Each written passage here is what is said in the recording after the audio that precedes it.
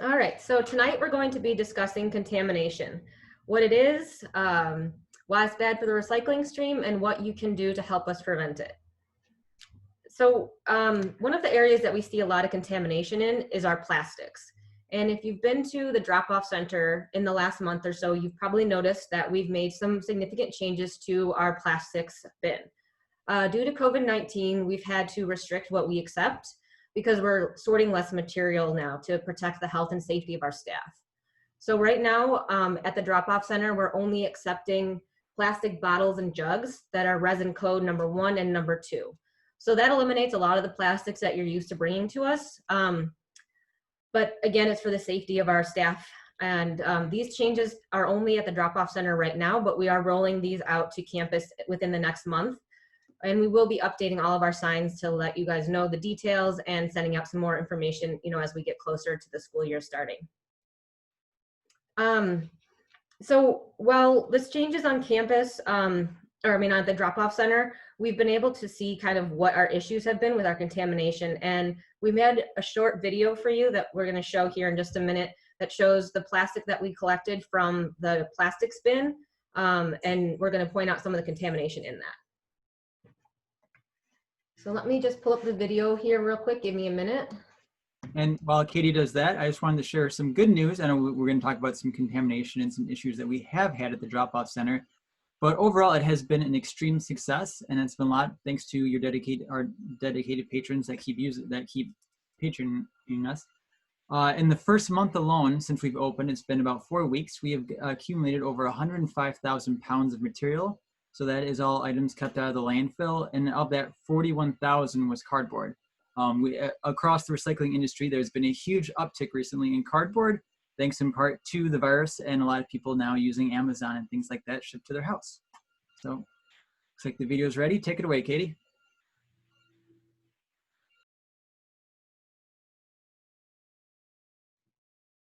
Sorry guys, I just realized, let me make sure I have it on the correct setting for the sound to come across. Share computer sound, that's what I need.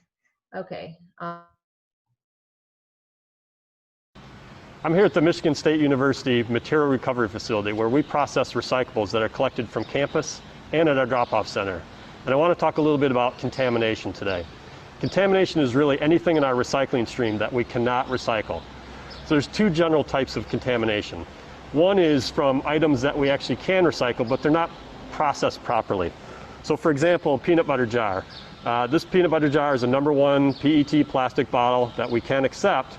However, it wasn't rinsed and cleaned out, and it's got a lot of peanut butter residue in it. That makes it unrecyclable, and it's something that we have to pull out of the recycling stream.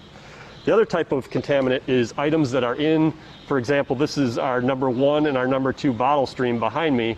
And these are items that are non-number 1 or number 2 bottles. So I've got some examples here.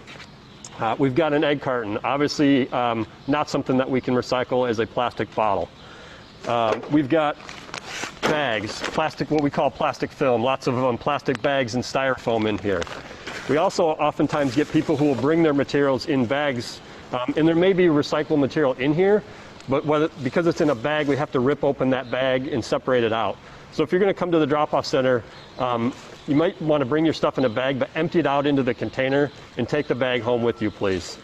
Again, more type what we call film. This is shrink wrap from around a toilet paper roll. We've got some miscellaneous, plastic pieces like this that are non-bottles. More types of insulating foam that we cannot accept. Plastic pots and trays. Metal cans, definitely recyclable, but not in with our plastic bottles. And then obviously miscellaneous plastic items like this plastic baby seat. We get a lot of toys and things like that as well. So all these are things that are contaminants. Contaminants cause us issues because we have to use the labor to sort that out. It costs us money because all of that material has to be disposed. We cannot recycle this. So it costs us money, labor costs, and these type of things, and all decrease the value of our recyclable materials that we do produce throughout the day and here at MSU. So thank you very much for recycling at MSU. Go green and recycle, please.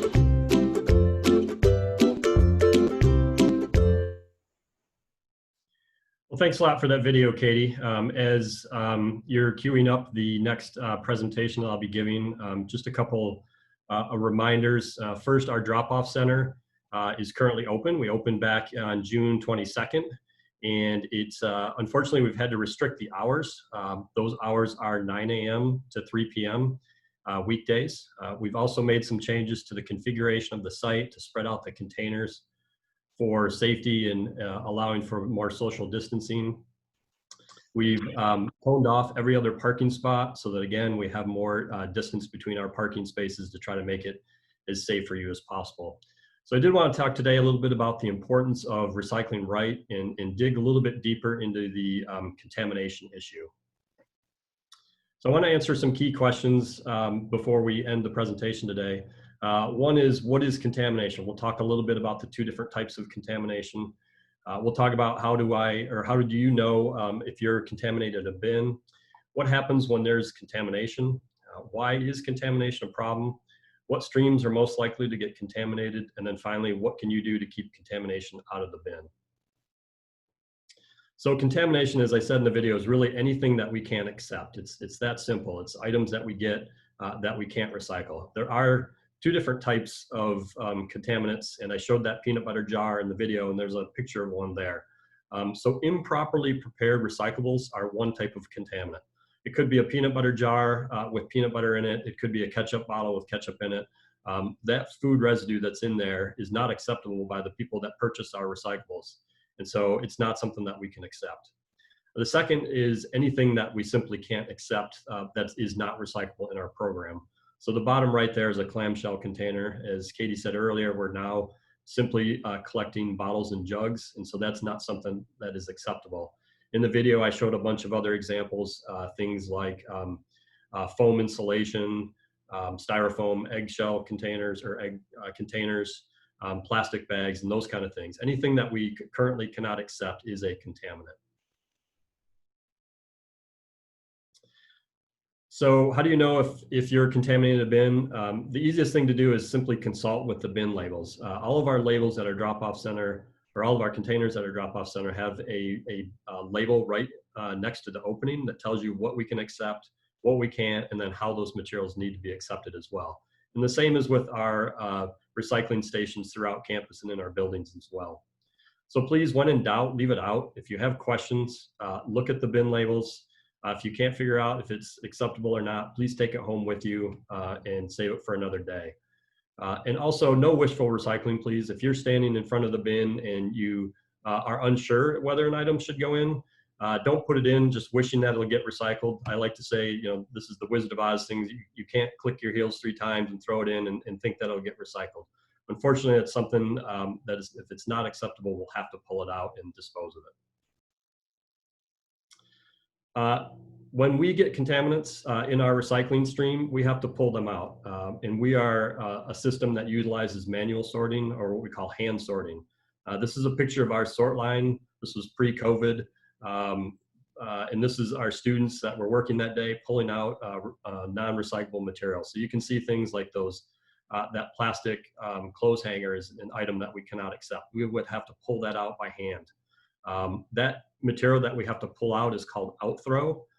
It's material that ends up going to the landfill. Most commercial MRFs, or material recovery facilities, their outthrow rate is somewhere between 15 and as high as maybe 20 to 25%. Thankfully, our outthrow rate isn't that high because we receive a cleaner stream thanks to your diligent efforts, but it is still fairly significant. We recycle, you know, on average about 7.5 to 8 million pounds, and so even 1 or 2% is still a lot of material that would have to go to a landfill. Contamination is a problem. It causes consequences for both us at our material recovery facility and for the manufacturers that purchase our materials. For us, it increases our time to sort out our recyclables and pull those contaminants out, which increases our labor costs. It also presents hazards to our workers. Some items can be dangerous that are put in the recycling stream. We've received propane canisters. We've received things like sharp needles. All these kind of things can be hazardous if you're recycling the inadequate items. It's also unsanitary. That peanut butter jar I showed you earlier with the peanut butter in it, if that sits around for a few days, it's going to gather mold, it's going to harbor bacteria, and it's just unsanitary for our staff as well. Contamination also requires us to collect, haul, and pay for the outthrow. We have to haul that material over to the Granger landfill and pay to dispose of it there.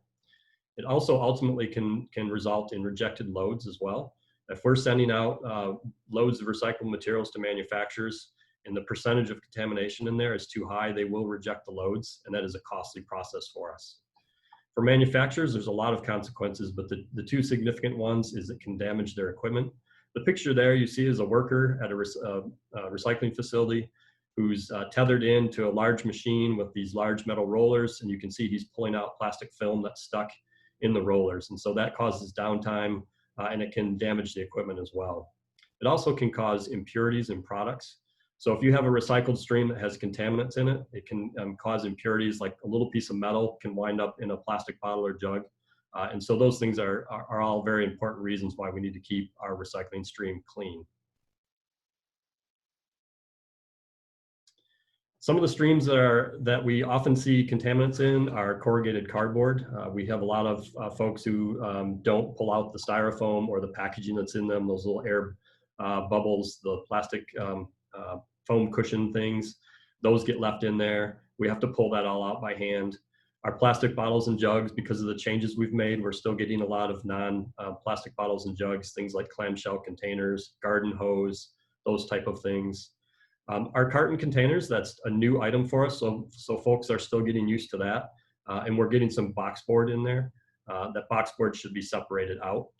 And then finally, glass. We do get some contaminants in our glass, such as ceramic or Pyrex, and then those metal lids that are on glass bottles and jars should be removed and recycled with our metal.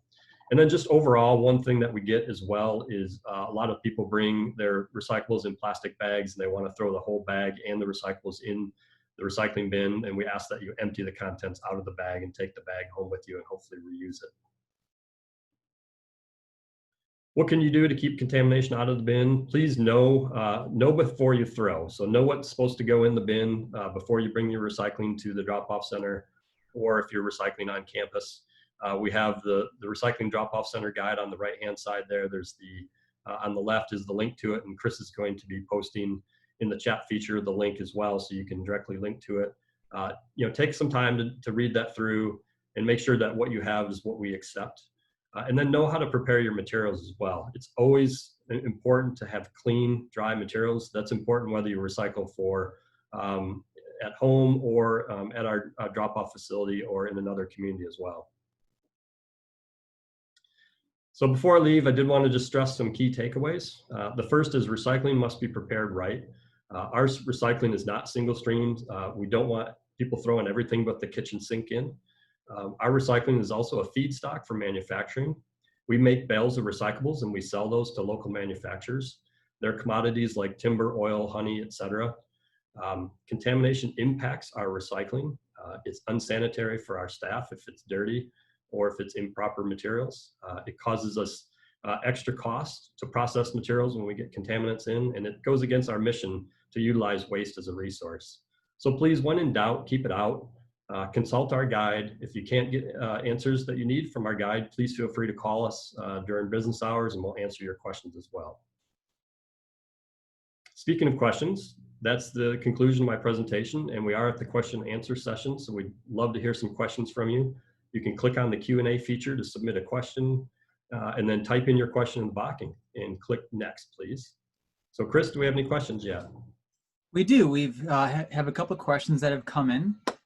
We have one from Barb, and she asks, I rinse any pop cans, but others don't.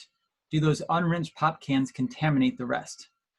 It just depends. If they're completely emptied out, then the very little bit of residue that's still in them should not be a problem. But if there's any amount of liquid, then it can. What happens is when you mix that in with paper, if it gets mixed in with other materials, that pop will spill out of the bottle and onto other things and can contaminate other things as well. Okay. We have a question on Facebook from Greta. She asks, do you want all lids removed from jugs and bottles? Great question. So we do ask people on glass bottles in jars to remove their lids because they're a completely separate kind of material. They're typically metal, and so we prefer that those get recycled in the metal container. However, for our plastics, it's actually better to leave the lids on. Back 10, 15 years ago, recyclers wanted those lids off because oftentimes it's a different kind of plastic. However, nowadays the technology has caught up, and it's actually better to leave your lids on. Any of your plastic bottles and jugs is to leave the lids on. The question here from Jenny, she asks, is plastic film recycling coming back? We will continue to reevaluate the opportunities we have to recycle plastics. As Katie said at the top, due to safety concerns, we've had to really scale back on plastics because that's all hand sorted. We may bring that back at some point, but we don't know when. And certainly keep an eye out on our website for any updates that we have, and perhaps another webinar coming up. We can touch on that again too. But in the short term, we will not be bringing it back, but over the long run, we hope to. Mm-hmm. How much do you need to rinse soap containers? I'm sorry, can you repeat that? How much do you need to rinse a soap container? Good question. So, a quick rinse to get the vast majority of the soap out. I mean, there's usually, maybe a quarter of an inch of soap in the bottom that you have a hard time getting out.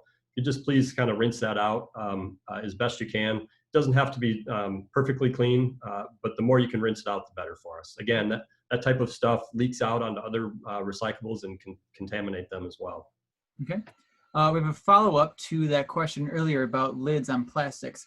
Does that apply to milk jugs as well? Lids on or off for a milk jug? Milk jugs should have the lids on as well. And I actually think we have a sign at our drop-off center that we need to update, because I still think it might say take your lids off. So that's something that we need to correct, but it should say you can leave your lids on your milk jugs. Good question, thank you. When will we start recycling videotapes again? Again, that's similar to the other plastics. There are not a lot of good markets for videotapes. And so, that is something that that's actually something that we don't recycle anymore in our plastics at the drop-off center. That is an item that we used to accept through our community reuse program, but that program is not open because the surplus store is closed. So we'll reevaluate that at the time that we reopen our surplus store. Okay. We have some more questions coming in here. Peter asks, can tetra paks be recycled with cartons? Tetra paks can be recycled with cartons, yes. Okay. What is better environmentally, to use water and energy to wash a container, or to throw it out and save the energy? Well, this is a question that we've researched in the past. There is not a lot of data to support findings either way, but the data that is out there does show that it's actually better to rinse out your containers and then recycle them. Is there any hope for recycling batteries? Batteries, there are some places in the Tri-County area that do accept batteries. I would urge people to contact their local household hazardous waste program to see if those are accepted.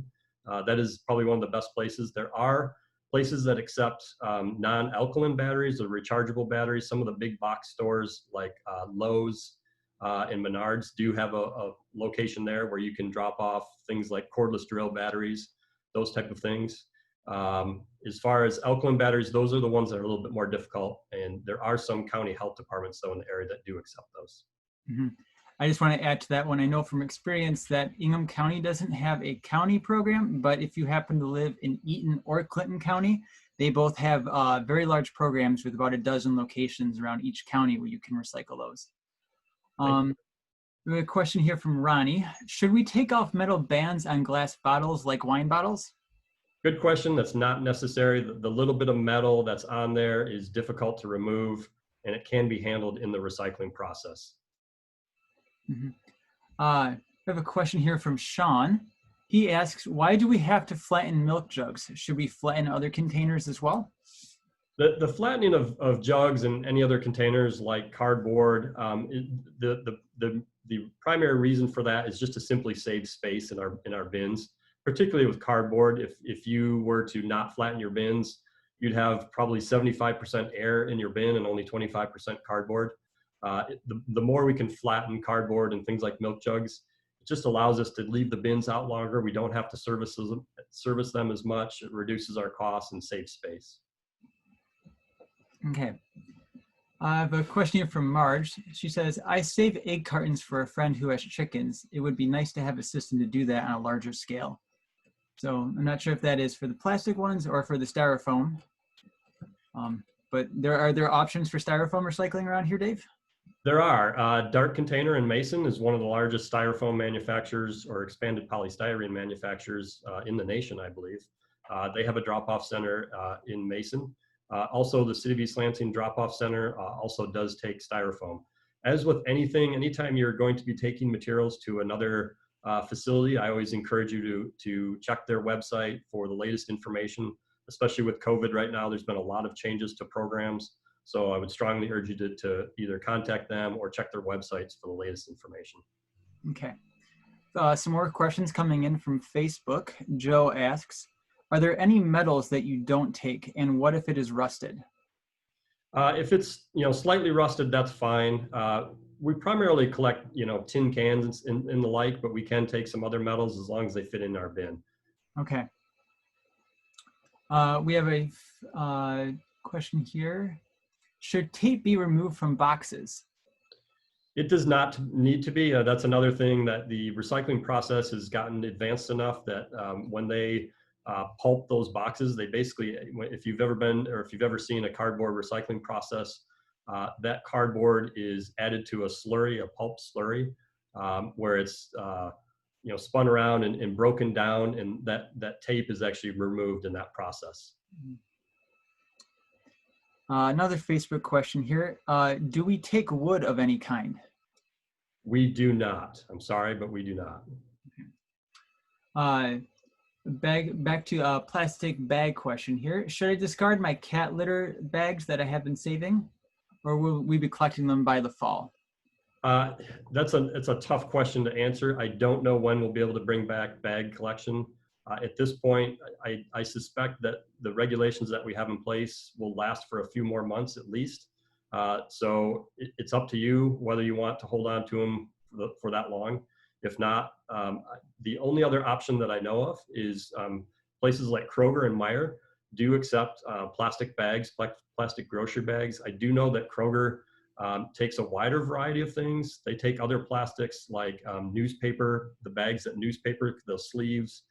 They take some bubble wrap. They take different things. Kroger has a nice website that has a very detailed listing of what items they accept and don't accept. So I would encourage you to check out Kroger, and they may have an option for those bags. Okay. Is there, one last question that we have in right now, is there any battery collection possibilities for MSU employees on campus? So MSU, we do not have any public recycling for batteries. We have some departments on campus that are high generators that we partner with. We actually have a really unique program where we actually bring those batteries back here and we test those batteries, batteries that still have a useful life. We actually sell as a used battery through our surplus store. Batteries that don't are relatively expensive for us to dispose of. And so we don't do it on a wide basis. If you're a department that generates a lot of batteries, and by a lot, I would say, a 5-gallon bucket about every month, then we might be able to partner with you on something like that. But otherwise, no, unfortunately not. Okay. With one caveat, Chris. So again, if you are generating on campus, if you're generating non-alkaline batteries, the NiCad batteries, the rechargeable type batteries, then there is a system for that. Okay. One more question right now that we have, oh, another one came in again. From Peter asks, are woven plastic feed sacks ever recyclable? No, they are not. No. Okay. And do metal cans need to be as clean as plastic? They probably don't have to be quite as clean, but again, it's, you know, in the recycling process, that metal is heated up and melted. So the food residue that's in there is not as big of an issue as it is with plastic. But on our end, because we are hand sorting all of that material, we do ask that you clean that out, again, for the health and safety of our staff.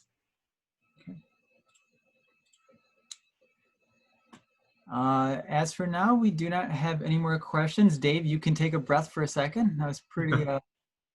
That's quite a few. I do have a follow-up to one of the ones I spoke about earlier, plastic bags. So in the recycling industry, plastic bags are a very difficult item to recycle. There are very few markets for it, particularly plastic bags that are generated from a material recovery facility. Most manufacturers will not purchase plastic bags from a material recovery facility because they get dirty in the sorting process.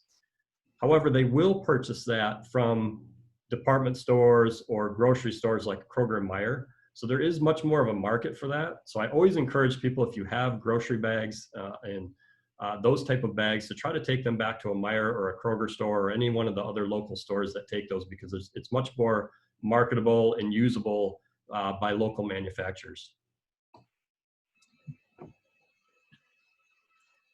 All right. Don't have any more questions. I think All that right. is all for now. Excellent. Thanks so much, Dave, for answering that long string of questions. Great, Just wanted to make one more, mention that the best thing that you could do to try to cut back on your waste would be to reduce, right? So with the plastics, if there's items that we're not accepting now that you're used to recycling, maybe you can see if there's an alternative of that, say that package or something available, or if you could buy it maybe in a bigger container, so then there's less packaging ultimately. And also, to just keep your eye out for that same item, but that's in something that's more easily recyclable. And then lastly, that, if we can't accept it, maybe there would be some sort of creative reuse for it. People are doing all sorts of interesting things on Pinterest and YouTube and that sort of stuff. So, with plastic bags, some people are cutting them and making them into yarn, plastic yarn, and weaving these into, little mats or some artistic like weavings for the wall, that sort of stuff. So any other questions coming, Chris? Yes, a follow-up to the egg cartons. What I'm suggesting is that people save egg cartons to get reused, take them to someone who raises chickens. And she's suggesting that we post information to where people can take cartons to get reused. So a resource to direct people how to reuse items. That's a great suggestion. Maybe something that we can work on in the future. We don't have anything like that right now, but certainly a great suggestion for us. Yeah, thank you for that. Yeah, I was thinking about that myself. And at some, if you were to go to a farmer's market, there are some farmers who will take those back. Just a matter of asking. And every once in a while, I live in Mason, and there's a small market here, and they work with farmers who do take those things back through that store. But again, that's kind of rare. So it's a great idea. Definitely, we should be thinking about other ways we can reuse those. Any other questions? Nope, no more. Well, yep, one more question. Yep.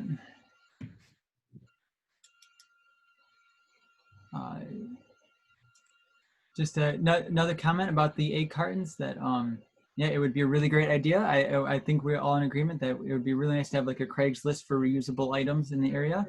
I think you're onto something there, Sandra. So thank you for that. And other than that, we don't have any more questions in the hopper. All right. Well, and it's really good to be talking about the reuse and creative ways right now, especially because, a lot of us have more time on our hands, spending more time at home. And so, wondering what do we do with these things that we're cleaning out of our garage or from our basement or that sort of thing. So if there is ways that you can, exchange stuff with other people through Facebook Marketplace or through some of these apps online, that would be something, worthwhile. I'm not sure if people are doing garage sales these days. I've seen a couple out.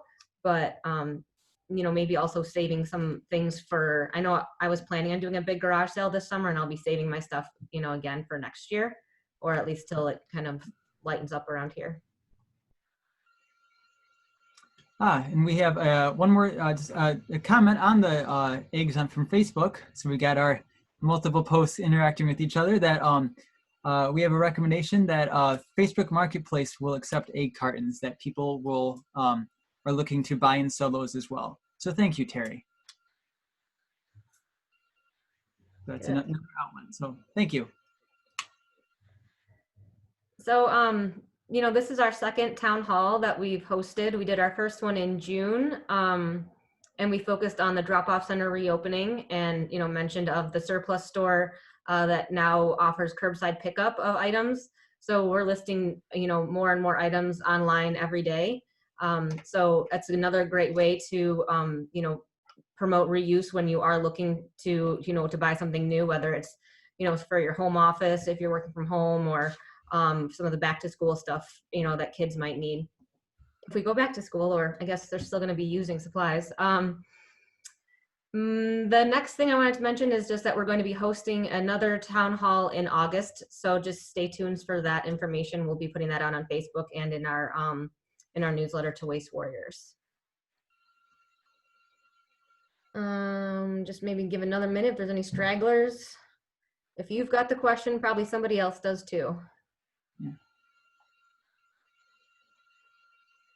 Oh, we just have one more, one of our watchers that's also championing the use of reuse, the power of it. So a lot of reuse fans out there. Thank you, Sean. That's awesome.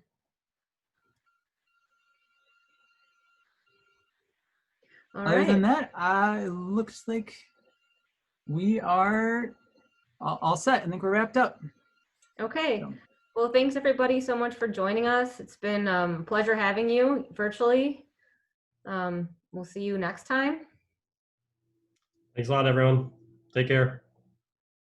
Oh, and make sure you keep sending your questions in through our Facebook page or our email, because Chris is always on response to those real fast.